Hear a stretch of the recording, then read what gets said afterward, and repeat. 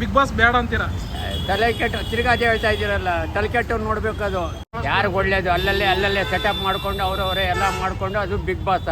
ಕೇಳೋರಿಲ್ಲ ಇಲ್ಲಿ ಗಂಟ big boss ನಲ್ಲಿ 2 ಜನ ಮದುವೆ ಮಾಡ್ಕೊಂಡು ಅಲ್ಲಲ್ಲೇ ಸೆಟಪ್ ಮಾಡ್ಕೊಂಡು ಹೇಳಿ. ಬಿಗ್ ಬಾಸ್ ಸೀಸನ್ ನೋಡ್ತಾ ಇದ್ದೀರಾ ಇಲ್ವಂತ? ಇಲ್ಲ, ನೋಡಲ್ಲ. ಯಾಕೆ? ಅದು ತಲೆ ಕೆಟ್ಟವ್ರು ಯಾರಾದ್ರೂ ಇದ್ರೆ ನೋಡ್ಬೇಕಷ್ಟೇ. ಒಳ್ಳೇದಾಗ್ತಾ ಇದೆಯಲ್ಲ.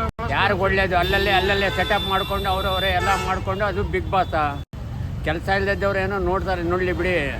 ಏನ್ ಸೆಟಪ್ ಅಂತ ಬೇರೆಯವರೆಲ್ಲ ಕರ್ಕೊಂಡು ಬರ್ತಾರೆ. ಯಾರು ಏನಾದ್ರು ಮಾಡ್ಕೊಳ್ಳಿ, ಪ್ರಜಾಪ್ರಭುತ್ವ ಅಲ್ವಾ? ಕೇಳೋರಿಲ್ಲ ಇಲ್ಲಿ ಗಂಟ ಬಿಗ್ ಬಾಸ್ ನಲ್ಲಿ 2 ಜನ ಮದುವೆ ಮಾಡ್ಕೊಂಡು ಅಲ್ಲಲ್ಲೇ ಸೆಟಪ್ ಮಾಡ್ಕೊಂಡು.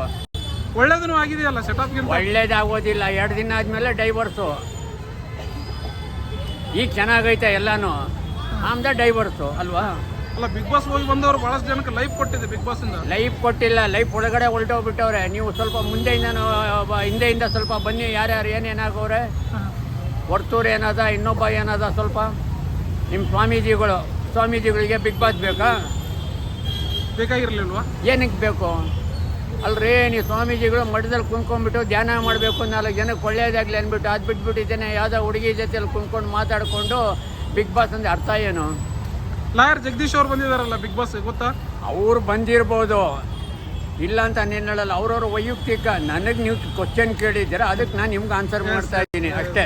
ಬಿಗ್ ಬಾಸ್ ಬೇಡ ಅಂತೀರಾ?